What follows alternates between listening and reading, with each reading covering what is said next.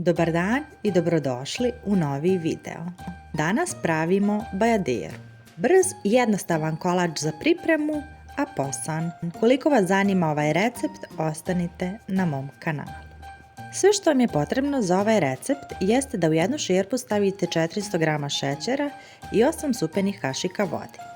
Vodu i šećer prokuhajte, pa zatim dodajte 150 g mljevenih oraha, 150 g mljevenog keksa i pola margarina, odnosno 125 g margarina. Margarin prethodno malo otopite, možete ga izvaditi iz frižidera pa ga ostavite onako na sobnoj temperaturi ili ga možete istopiti 10 sekundi u mikrotalasnoj, samo pazite da vam ne zagori. Sve fino promiješajte, sjedinite pa podijelite na dva jednaka dijela.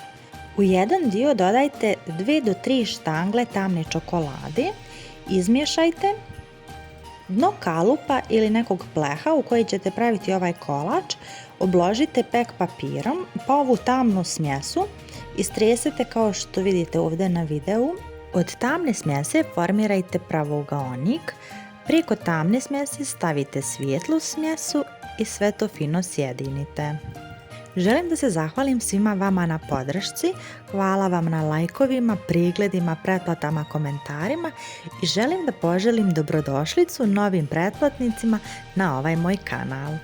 Nadam se da ćete uživati u mojim videima i receptima.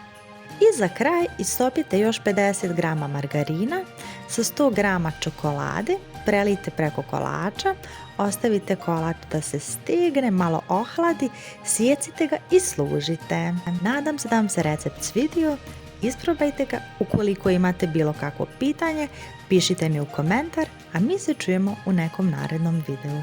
Ćao!